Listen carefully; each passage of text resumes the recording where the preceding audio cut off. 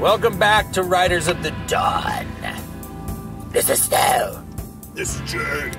And we're going to talk about platforms today, and I think specifically a bit about YouTube and things like that. You're listening to this on some kind of platform, either SoundCloud, or you're listening to it on iTunes. On iTunes, yeah. Or you might even be listening to it. You might be listening to it on YouTube. When and if I get around to rendering all those videos. So what we wanted to talk about with platforms, I mean, there's so much to talk about. Yeah. Monetization's a big one. Yeah. This stream is not monetized. Buy my book. You can find me at Amazon.com/author/David V. Stewart. Yeah. Yeah, if you want to monetize this podcast, buy our books. Buy the books, do that. Maybe I'll do Patreon. I keep wanting to do it, but the thing is, I look at the time. I'm like, I can work on my book, I can make a video, or I can work on Patreon. And I'm like, I want to do the two things that produce a product. Yeah. So I end up kicking Patreon down the road. So we're thinking about, I think YouTube specifically, because there's been all this controversy going on over this AdSense ordeal, where we're seeing these big companies pull their ads from YouTube, especially ever since this whole thing with PewDiePie, which of course cry circles of crying, and my feelings are hurt. Oh my god! Why doesn't YouTube care about my feelings in offering content that's totally optional for me to click on and see? Why am I subjected to the hate speech that I can easily avoid by not clicking on the video that's clearly labeled as an opinion other than mine? Oh, man. Autistic screeching, man. I don't know. I feel like that's been a problem on YouTube. I mean, if I go far enough back, been a lot of crybabies on YouTube for a long time, and just out in the world in general. This is the way that social justice warriors have operated for like a long time now. Yeah. I'm like 5 years, 10 years. It's been a while. So they cry about something they don't like, and try to evoke an empathy response in people to get them to do what they want to do, which is to ban speech that they don't like. Ban all things. Yeah, ban all the things. Ban all the things. The problem is that it's kind of like the boy who cried wolf. Is you're only going to evoke a response so many times before people become immune to it, essentially, or they just become desensitized to it. So the problem is the solution. Yeah. The more the crybabies cry, and the more and more it has less and less effect to where it has no effect, then the problem solves itself. Mm-hmm. The problem is the solution. And I mean, Varg talked about this. Problem is the solution.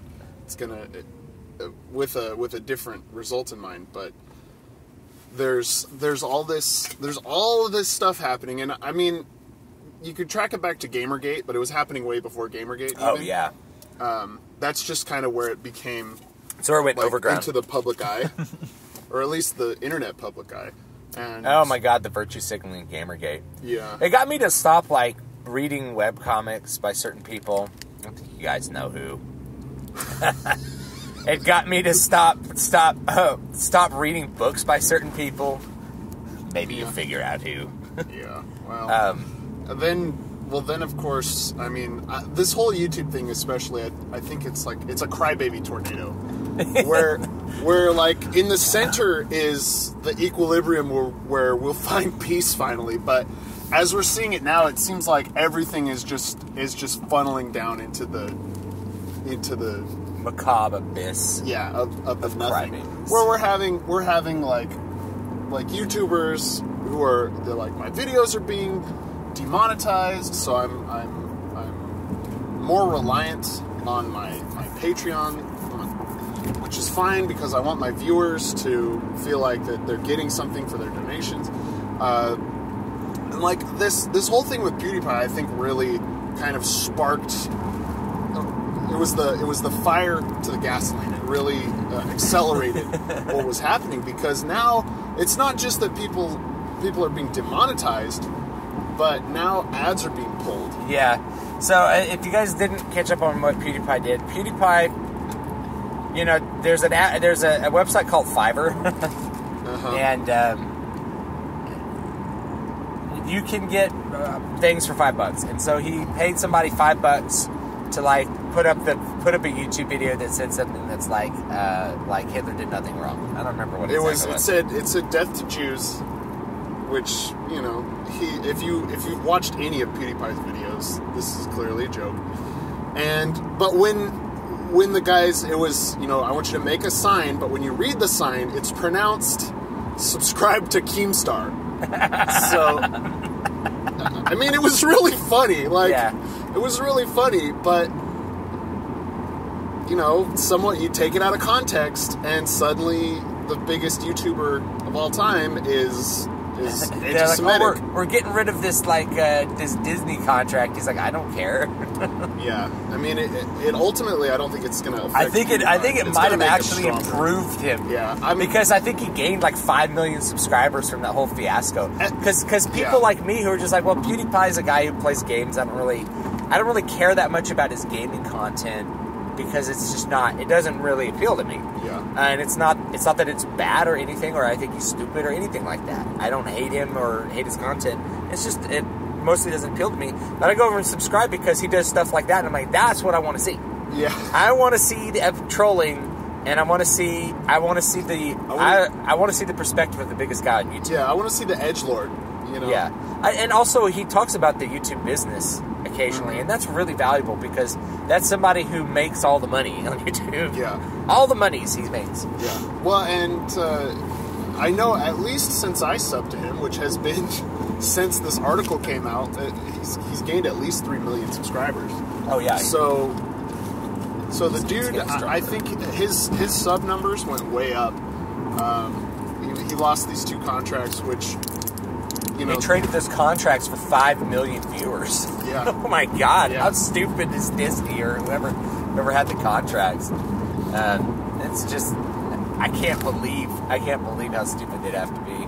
Well, yeah, and this is where the virtue signaling tornado comes in, because you're watching big YouTubers keep they're not going to be effective, and even like Keemstar came out, they're doing this whole, well, we can talk about that at the end, but he was like, this isn't going to affect me, this is going to affect small guys, which I think he's right about.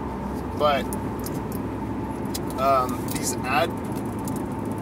these advertisers, and Stu brought up this point before we started, which is these big advertisers who are deciding to pull their ad revenue to pull their advertising from YouTube are going to immediately be replaced by smaller businesses who couldn't pay for that advertising. So basically, what's happened is there's been a bunch of companies that said, well, we're not going to advertise on YouTube because we can't be assured that our brand is not going to appear alongside content that we don't agree with, like hate speech or something like that. And of course, hate speech, like, that could be anything. It's not like ISIS beheadings are getting demonetized. It's like, I think those actually are, but but that's not what they're talking about, you know? Yeah, they're talking about, it could hurt our brand. Yeah. So, I mean, there's 2 things here. First of all, I read an analysis, and I think I actually read it in Variety, or Variety linked to it. Variety's where I found it, and basically an economic analysis. They looked at the percent of ad revenue from these companies and stuff, and the end result was it was actually going to have no fiscal impact on Google. I know that sounds crazy because there's been a bunch of YouTubers that are like, the sky is falling now because of this demonetization thing, blah, blah, blah, blah, blah, blah. And corporations are come marching in 2 by 2 to take our precious YouTube away. But if you look at it, it's not going to affect Google. Like, it won't. And the reason is there's so many advertisers in the game, in the AdSense game, that if Audi stops advertising on YouTube, it has literally no impact. They make up such a tiny, tiny portion of revenues that it just doesn't even matter. And what happens if enough people boycott the ad, then the value of AdSense, or the price per ad per click, would go down. which allows a lot more people to advertise more heavily. So what ends up happening is, like, if you have $100 advertising budget, and you're just trying to advertise like your mitten manufacturing site. Yeah. And you target them to people who are interested in mittens, whatever. Well, if the price per click goes down because Audi exits the market from like 50 cents to 35 cents, you now have like a 20%, 25% extra views for your same $100 budget. Right? You've gained something. That's improved the outlook for all the other little businesses when those other guys exit. So it's still good for them. And, in the end, what happens is more people want to enter that market, and then the price per click will sort of fluctuate back up. And these bigger advertisers are really paying like premium dollars. There's like a premium tier of AdSense where you get your ad on like PewDiePie's video, right? Yeah. Well, if one person leaves that market, that doesn't mean everyone's left that market. Yeah. It just means that there's more viewings for the people who actually want to do that. So if you're a business that's not full of virtue signaling idiots, that's an advantage for you. That's more of that time you get to buy. Yeah. Right? It'd be like if half the people decided not to advertise on the Super Bowl, and it's like, well, now we can buy some extra ads on the Super Bowl and get more. It's a kind of a win-win for smaller advertisers. And smaller advertisers means smaller businesses. Smaller businesses means more independent, non-corporate, non-big brother virtue signaling idiots. Non-ultra homogenized products. And services. Yeah, so I'm going to continue ranting. The other thing is, when the corporations say, we don't want our brand tarnished by our ad appearing alongside something that blah, blah, blah. Any idiot knows that that's not how it works. Nobody gets on YouTube and gets pissed that there is nobody who can honestly say they got on YouTube and got pissed that an Audi ad appeared on a Hamas video. Yeah. Because people who are pissed off about Hamas do not watch Hamas videos. Yeah. Okay? So the people who are complaining aren't watching the videos in question, therefore they're not associating the brand with that. Yeah. Number two, even freaking 5-year-olds, I talk to 12-year-olds, they're like, yeah, AdSense doesn't have anything to do with the video. They know that. Every idiot knows that the ad has nothing to do with the content. It's all about the ad and the user. Yeah. That's the point of AdSense. Yeah, it's God, to directly it's so target. Stupid. It's to directly target the user based on their preferences. Yeah. Right? So, and I'm gonna be a corporate shill here and say AdSense. It's good for consumers because the ads are always relevant to you. They're always products, and the first job of advertising is to inform. The ads are things that you might actually want to buy, and so letting you know that they exist, that's good for the business, and it might be good for you too. Yeah. Of course, you can disallow the personal information from AdSense, but that's the point. Yeah. Go ahead. Well, and I mean AdSense. It's interesting. We wanted to talk about platform, but it really comes back to AdSense in general because I mean. The ads on my website are from AdSense. The ads on my blog are AdSense. The ads on YouTube videos are AdSense. Now there are other companies that you can use to advertise with on the internet, but the AdSense is pervasive. It's everywhere. PewDiePie, speaking of PewDiePie, tweeted something yesterday. He was like, I have transcended humanity and become the most perfect clickbait. And there was like, he had a picture of him, under the like, grow your penis size by 3 inches with just this one simple trick. And then it was like, below that was like, did PewDiePie do anything wrong? It's like, but those kinds of like clickbait ads, that's a different company. That's not AdSense. Yeah, there's a bunch of them that do that. Yeah. It's like Outbrain. I don't remember all. I don't remember all the little featured content providers. But when we're talking about platforms, one of the biggest things that we got to talk about is how are content creators going to make money? Yeah, how are you getting paid for your work? So if you're an author and you're publishing your ebooks on Amazon, you're making your money through sales on Amazon, right? That's your platform for sales. It's your publishing platform. Yeah. Amazon's the publisher. Just like YouTube is your video publishing platform. It's how it gets from your computer or from your brain out to the real world. Now with Amazon, I haven't heard of an instance of Amazon pulling a book for hate speech. You know what? I'm trying to remember. So there's a Bizarro book out there called The Vagina Ass of Lucifer Nigger Bastard. Mm-hmm. If you get mad that I said that, it's the title of the book. It's the title of the book. If you get mad, it's good. I'm tasting your salty tears.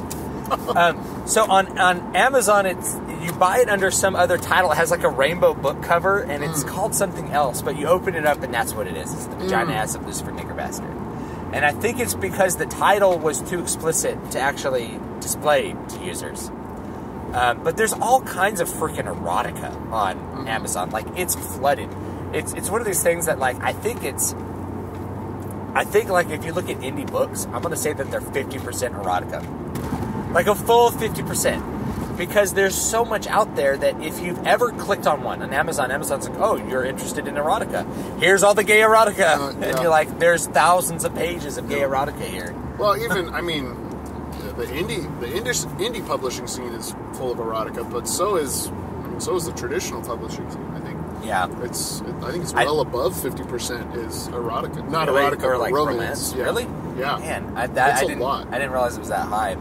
But I think it's really high on Amazon because it's disposable content. Yeah. Pornography is disposable. People don't watch the same porno. Women don't read the same porno book. They read it and then they throw it away. Yeah. And it's like, next one. So I guess, unless we're proven wrong here, that's good on Amazon. You're letting people publish, and you're putting the responsibility on the author and not on yourself, which is where it belongs. It belongs on the author. Yeah. If people disagree with that content or they're upset by that content, why did you buy it? Why did you buy it? Or and same thing with YouTube. Why did you click it? It's not the fault of the platform. Now, as soon as the platform starts taking action to silence those things, then now it is the fault of the platform, because you're and this is really the problem with platform level censorship is you're not changing by stopping someone from saying something. You're not changing their ideas on that topic. You're just not allowing other people to see that idea. So so any kind of legitimate racism or sexism, you're just pushing underground. You haven't stopped those ideas. Different area, yeah.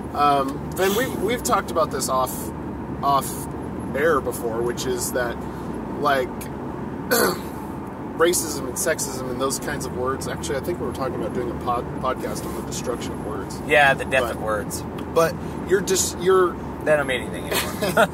you're pushing like the actual racism, the actual sexism to a point where it's like it's on the same level as making someone upset. Yeah. Like, okay, so we should do. We should really save it for a whole podcast. Yeah. But basically, like now, anything that's just not PC is just viewed as the same chunk. So if you're like, hey, I think we have a little bit of an immigration problem, and maybe we should revise our immigration policies, is the same as gas Mexicans.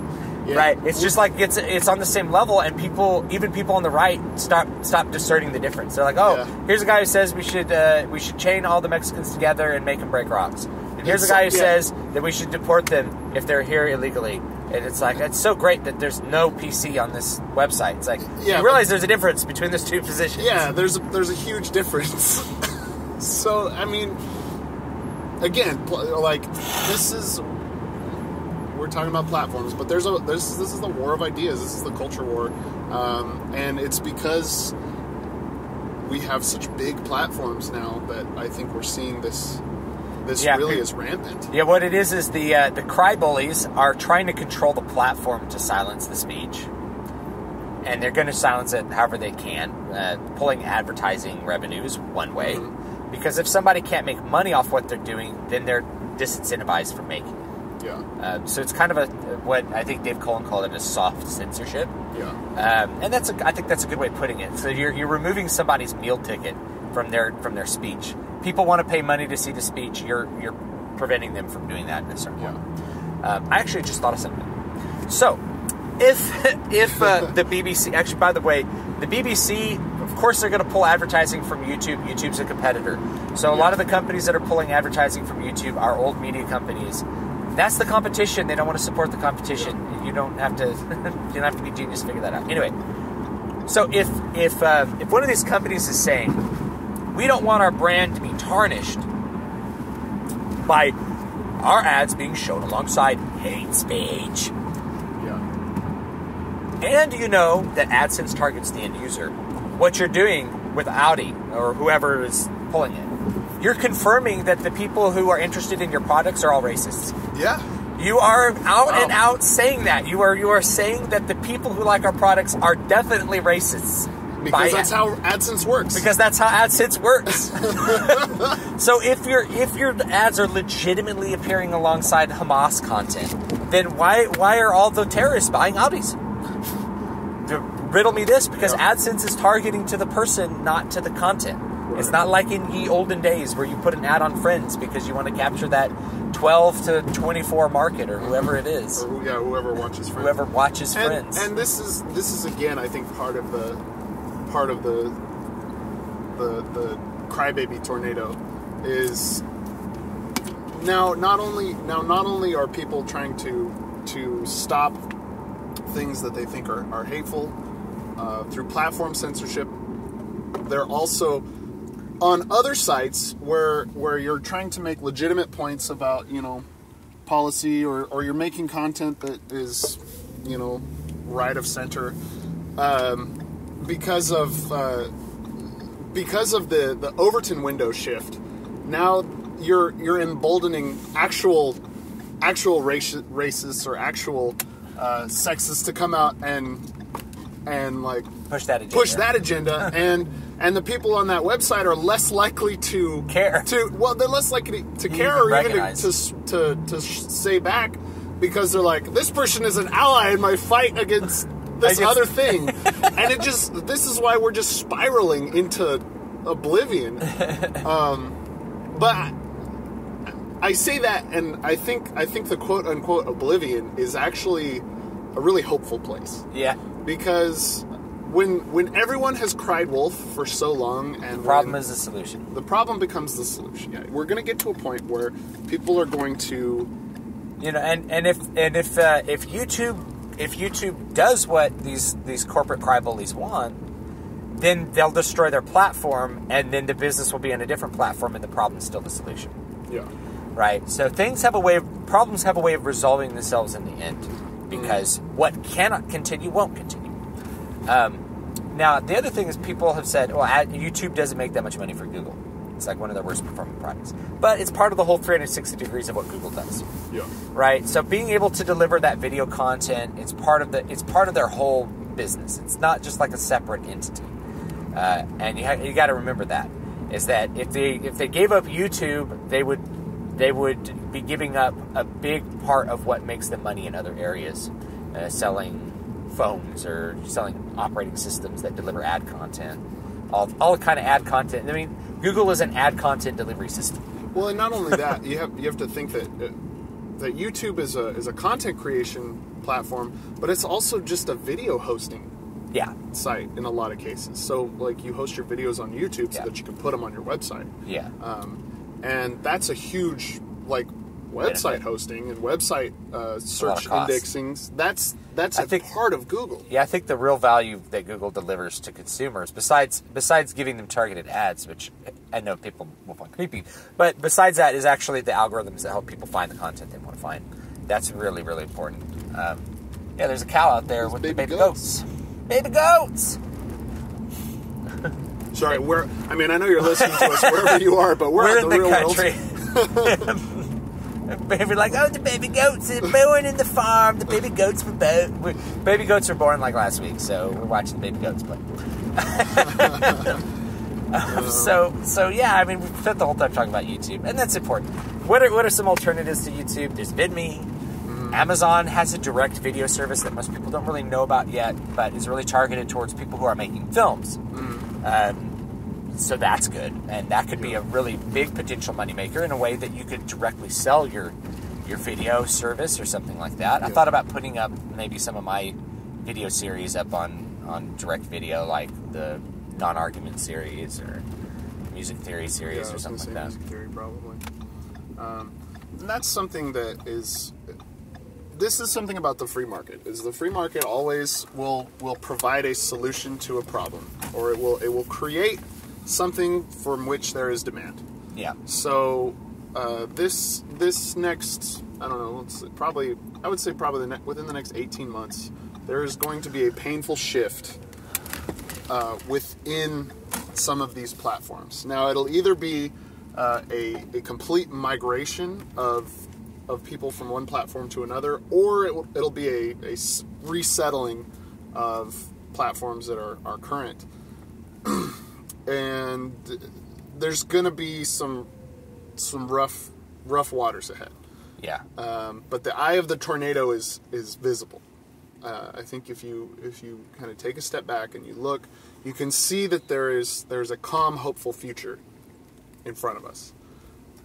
Yeah, I always have hope for the future because now we live in an age. There's always going to be someone who wants to work with me and help me deliver content to people who care about it. So maybe that's you that's listening. Maybe you're listening to this content. We've delivered it through several different means, and that's cool. Yeah. So I think that's it. That's all we have time for today. Anyway, we'll probably talk for. We could talk. Hours. We might have to do a second one on the way home. Yeah, why not? All right, guys. This has been Stu. You can find me at davidvstewart.com, dbspress.com, and youtube.com/user/David Stewart Writer, I think. Yeah, this is Jay. You can find me at matthewjwellman.com. You can find me at blogspot.spiritualvolunteers.com. I don't know. We should put these links in the description. They're all the links are in the description box if you're on SoundCloud. But if you're just kind of streaming it through iTunes, that's where you can find us. If you go to the websites, if you go to dbspress.com or davidvstewart.com, you're going to find links to everything I do. Yeah. So all right, guys. Have a good one. Later.